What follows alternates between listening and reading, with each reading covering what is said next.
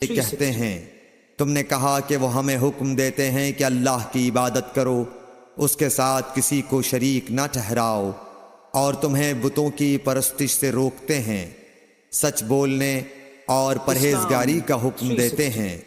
لہٰذا اگر یہ باتیں جو تم کہہ رہے ہو سچ ہیں تو ان قریب وہ اس جگہ کا مالک ہو جائے گا کہ جہاں میرے یہ دونوں پاؤں ہیں۔ مجھے معلوم تھا کہ وہ پیغمبر آنے والا ہے، مگر مجھے یہ معلوم نہیں تھا کہ وہ تمہارے اندر ہوگا۔ اگر میں جانتا کہ اس تک پہنچ سکوں گا تو اس سے ملنے کے لیے ہر تکلیف گوارا کرتا۔ اگر میں اس کے پاس ہوتا تو اس کے پاؤں دھوتا۔ ہرقل نے رسول اللہ صلی اللہ علیہ وسلم کا وہ خط منگایا جو آپ نے وحیہ کلبی رضی اللہ تعالیٰ عنہ کے ذریعے حاکم بصرہ کے پاس بھیجا تھا، اور اس نے وہ ہرقل کے پاس بھیج دیا تھا۔ پھر اس کو پڑھا تو اس میں لکھا تھا، اللہ کے نام کے ساتھ جو نہایت مہربان اور رحم والا ہے۔ اللہ کے بندے اور اس کے پیغمبر محمد صلی اللہ علیہ وسلم کی طرف سے یہ خط ہے شاہ روم کے لیے۔ اس شخص پر سلام ہو جو ہدایت کی پیروی کرے۔ اس کے بعد میں آپ کے سامنے دعوت اسلام پیش کرتا ہوں۔ اگر آپ اسلام لے آئیں گے تو دین و دنیا میں سلامتی نصیب ہوگی، اللہ آپ کو دوہرا ثواب دے گا، اور اگر آپ میری دعوت سے روگردانی کریں گے تو آپ کی رعایا کا گناہ بھی آپ ہی پر ہوگا۔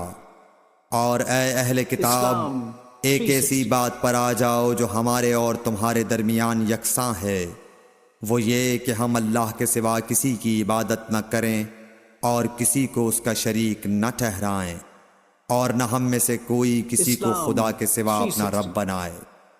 پھر اگر وہ اہل کتاب اس کتاب سے منہ پھیر لیں تو مسلمانوں، تم ان سے کہہ دو کہ تم مانو یا نہ مانو، ہم ایک خدا کے اطاعت گزار ہیں۔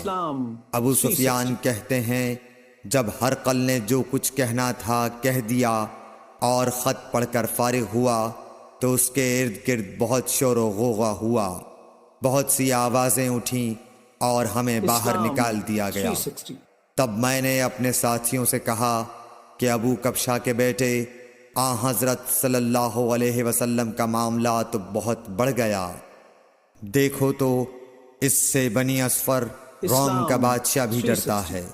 مجھے اس وقت سے اس بات کا یقین ہو گیا کہ حضور صلی اللہ علیہ وسلم ان قریب غالب ہو کر رہیں گے، حتیٰ کہ اللہ نے مجھے مسلمان کر دیا۔ راوی کا بیان ہے کہ